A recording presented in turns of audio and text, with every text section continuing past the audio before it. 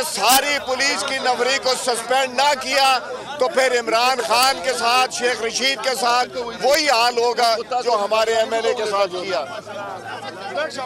एक बात और बता दो, कामरान मुर्तजा सेनेटर को मारा है पुलिस ने, रफीउल्लाह एमएनए को पुलिस ने मारा और हमारे एमएनए इसके ऊपर हाथ उठाया है, जिसका अजाला करना पड़ेगा।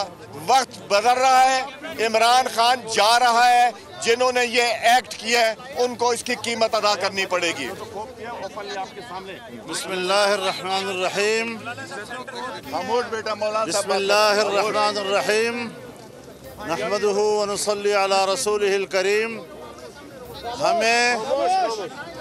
हमें ये इत्तलात थी जो आज के वाक़े से उसकी तस्दीक हो रही है कि हमारे एमएनएस को अगवा किया जाएगा, इस्लामाबाद पुलिस के ज़रिए अगवा किया जाएगा, जिसके लिए हमारे रज़ाकाराना तौर पर यहाँ पहुँचे, पुरअमन पहुँचे हैं।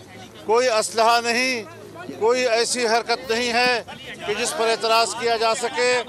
इन्होंने आज हमारे लॉजेस के ऊपर, लॉजेस में हमारे एमएनएस के ऊपर जो धावा बोला है, जो हमला किया है, मैं पीडीएम के सरबराह की हैसियत से यहाँ पहुँचा हूँ।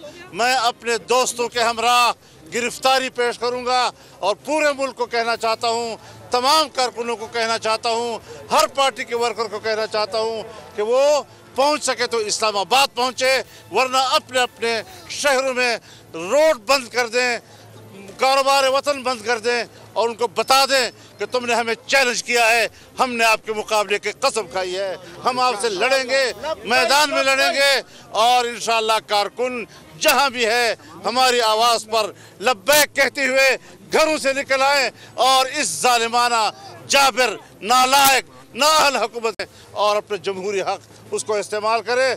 हम इस्लामाबाद की पुलिस की दहशतगर्दी को नहीं मानते।